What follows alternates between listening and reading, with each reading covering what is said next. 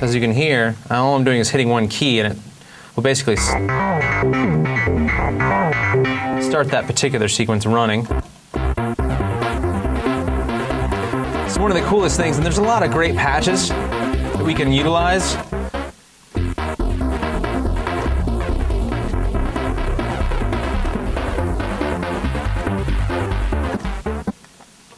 We can come down here, there's one shot, which if I hit it'll play through once and then stop. There's something called the step,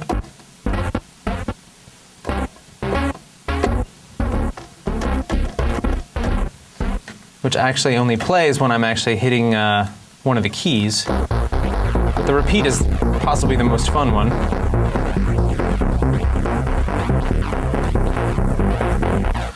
So you'll notice down below, if we were going to set this up, we have to have our MIDI key, we have a gate, and we have a note.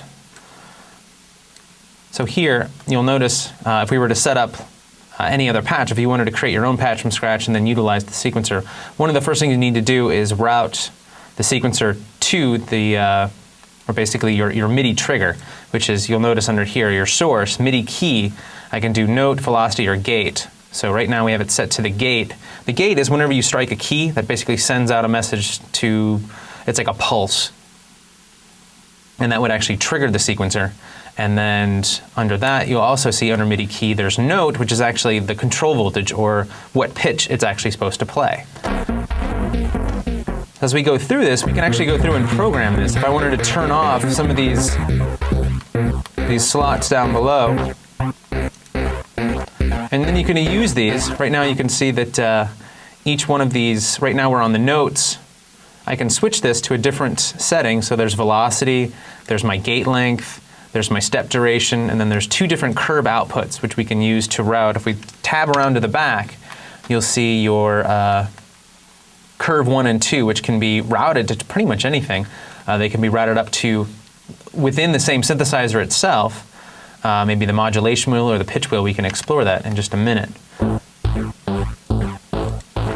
What's kind of cool is just sort of going through and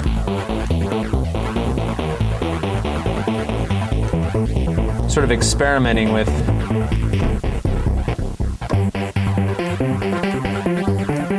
just different sequences.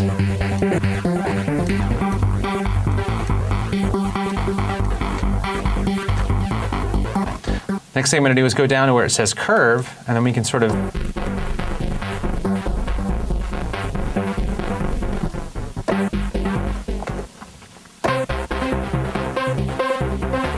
I'm going to route that curve output. You'll notice here there's curve 1. I'm actually going to route that up here into my modulation wheel. So my modulation wheel, if we tab around to the front, you can see where the modulation wheel here